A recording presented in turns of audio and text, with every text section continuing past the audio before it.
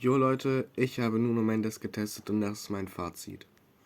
Nuno Mendes ist eine krasse Außenverteidigerkarte.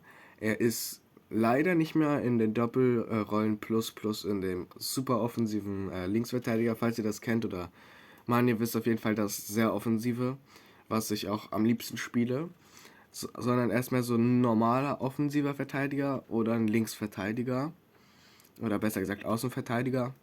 Und ja, da würde ich ihn aber auch eher spielen, weil in Tempo ist eigentlich gut genug, aber keine Ahnung, irgendwie sah es mir in-game nicht so aus, aber trotzdem gebe ich ihm eine 9,5 von 10, einfach weil es so ein schneller Außenverteidiger ist, den man gebrauchen kann. Und falls ihr ihn gezogen habt, dann ja, könnt ihr euch freuen mit dem Spieler oder ihr habt einfach eine bessere Karte.